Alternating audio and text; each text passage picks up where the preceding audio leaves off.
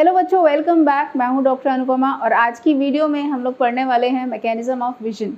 इससे पहले वाली वीडियोस में मैंने स्ट्रक्चर ऑफ आई बताया हुआ है, जिसका लिंक आपको डिस्क्रिप्शन में मिल जाएगा। तो आज स्टार्ट करते हैं हमारा मैकेनिज्म ऑफ विजन।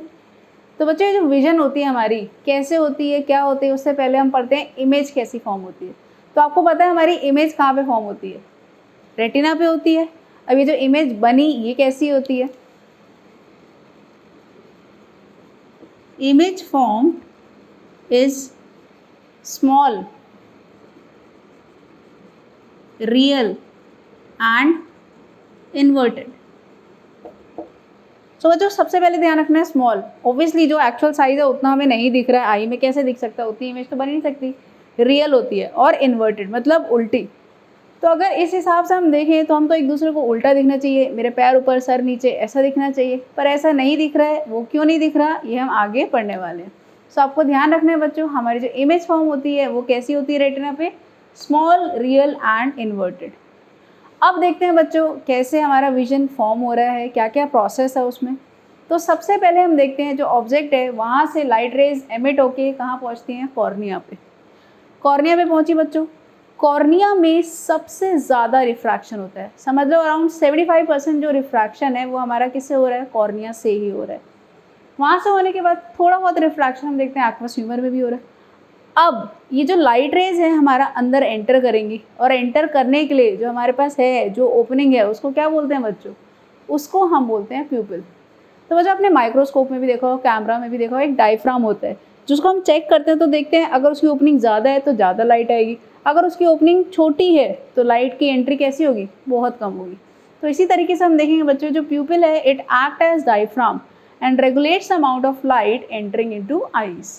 ठीक है, अब जितनी चाहिए हमें लाइट उस हिसाब से हमारा जो प्यूपिल होता है वो डायलेट कर जाएगा या कॉन्स्ट्रिक्ट कर जाएगा। अगर हम किसी डार्क रीजन में हैं, अच्छा मतलब किसी सिनेमा हॉल में है, तो वहाँ पर हमारा प्यूपिल डायलेट कर जाएगा क्योंकि वहाँ पे ऑलरेडी लाइट इतनी कम है। और वही चीज़ अगर हम देखें ब्राइट लाइट में चले गए तो वहाँ पे हमारा प्यूपिल कैसा कर जाता है? कॉन्स्ट्रिक्ट। ठीक है, अब देखो बच्चों वहाँ से प्यूपिल से लाइट पहुँची, उसके बाद वो पहुँची कहाँ पे? लेंस पे, फिर से रिफ्रैक्ट हुई और फाइनली जाके वो हमारी कहाँ पहुँच जाती है? रेटिना पे। और वहाँ पे जो इमेज फॉर्म हुई वो कैसी होती है हमारी?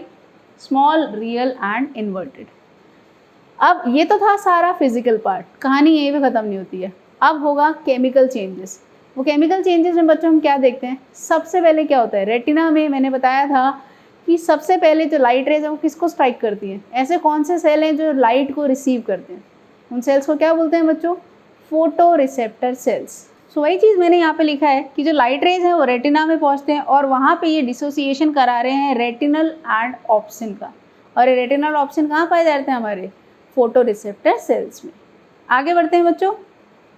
सो बच्चों अभी तक हमने पढ़े थे सारे फिजिकल चेंजेस जो आए थे, अब हम पढ़ेंगे केमिकल चेंजेस। तो हमने क्या देखा था? जब लाइट रेज ने स्ट्राइक किया था फोटो रिसेप्टर सेल पे तो क्या हुआ था भाई? जो रेटिनल था उसने तो लाइट एब्जॉर्ब कर ली। फिर हमने क्या देखा कि रेटिनल एंड ऑप्सिन जो अलग हो गए। अब ऑप्सिन के अंदर हम देखेंगे चेंजेस आएंगे। वो जो चेंज आए हैं हमारे ऑप्सिन में उसकी वजह से क्या होता है बच्चों? मेम्ब्रेन परमेबिलिटी चेंज हो जाती है। अब क्या हुआ? जब मेम्ब्रेन परमेबिलिटी चेंज हो जाती है तो क्या होगा बच्चों? हम देखेंगे पोटेंशियल डिफरेंस जनरेट हो गया। ये पोटेंशियल डिफरेंस हमारे जो सबसे आउटर मोस्ट लेयर है रेटिना की उसमें हुआ। वो कौन से थे? हमारे फोटो रिसेप्टर सेल्स। अब यहाँ पर जो एक्शन पोटेंशियल जनरेट हुआ उस न्यूरॉन से दूसरे न्यूरॉन में जाएगा। तो जो सेकेंड लेयर ऑफ सेल्स थी हमारी वो कौन से थे? Bipolar cells. एंड फिर बाइपोलर सेल्स के बाद ये कहाँ जाएगा? हमारा गैंग्लियन सेल्स में। अब गैंग्लियन सेल्स में जब इम्पल्स गए उसके बाद हमने देखा तो गैंग्लियन सेल्स के जितने भी फाइबर थे वो मिलके क्या फॉर्म कर देते हैं? हमारे ऑप्टिक नर्व। तो जो इम्पल्स है वाया ऑप्टिक नर्व हमारा कहाँ जाता है? ब्रेन में जाता है। जो विजुअल कॉर्टेक्स एरिया होता है हमारा ब्रेन का वहाँ पर जाता है और जो इमेज रेटिना में बनी थी उसको रिकॉग्नाइज किया जाता है जो भी हमारे पास एक्सपीरियंस है उस हिसाब से। और जो हमारी इन्वर्टेड इमेज थी वहाँ पे कैसी हो जाती है? वो वापस से इरेक्ट। ठीक है बच्चों, ये ध्यान रखना है। एक बार मैं डायग्राम से भी इसको समझा देती हूँ। सो बच्चों हमने जैसे देखा था ये हमारा ऑब्जेक्ट है, यहाँ से लाइट रेज एमिट हुई थी, कॉर्निया पे गई थी। कॉर्निया में मैंने बताया था मैक्सिमम जो रिफ्रैक्शन होता है कॉर्निया से ही होता है। फिर लेंस से हमारे कहाँ पहुँचा है? रेटिना पे। और रेटिना पे क्या हुआ था? इसने इमेज फॉर्म कर दी थी। ये इमेज कैसी थी हमारी? स्मॉल थी, इन्वर्टेड थी एंड रियल थी। इतना क्लियर है बच्चों। बट ये तो फिजिकल पार्ट था, अब केमिकल पार्ट में क्या हुआ, जब लाइट रेज हमारी पहुंची फोटो रिसेप्टर सेल्स पे, क्या हुआ यहाँ पे, जो रोडोप्सिन था वो डिसोसिएट हो गया, डिसोसिएट होके क्या बन गया, रेटिनल एंड ऑप्सिन। रेटिनल ने तो क्या कर लिया, लाइट एब्जॉर्ब कर लिया, बट जो ऑप्सिन था उसके अंदर चेंजेस आने लगे स्ट्रक्चर में, मेम्ब्रेन परमेबिलिटी बढ़ी, जिसकी वजह से जो हमारे सबसे पहले सेल थे यहाँ पे, जो सबसे आउटर मोस्ट सेल थे विच वर फोटो रिसेप्टर सेल्स, यहाँ पर हमने देखा पोटेंशियल डिफरेंस जनरेट हो गया। अब यहाँ पर जब एक्शन पोटेंशियल जनरेट हुआ है वो आगे वाले न्यूरॉन में जाएगा। आगे वाले न्यूरॉन कौन से थे हमारे, बाइपोलर सेल्स।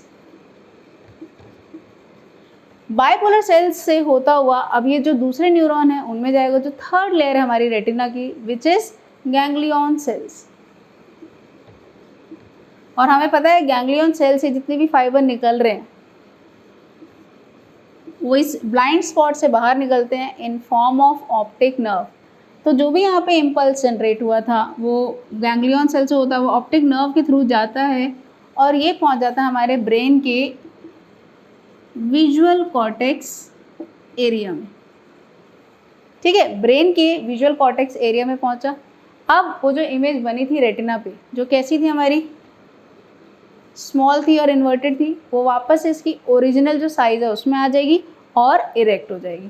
ठीक है बच्चों, तो हमने देखा एक्चुअल में कहाँ पर हमारी जो करेक्ट इमेज बनी वो कहाँ बनी, visual cortex area of brain में बनी। सो बच्चों ये था सारा हमारा मैकेनिज्म ऑफ विजन। आपको कोई भी डाउट हो तो आप मेरे से कमेंट में पूछ सकते हैं। नेक्स्ट वीडियो में हम लोग पढ़ेंगे disorders of I. Thank you.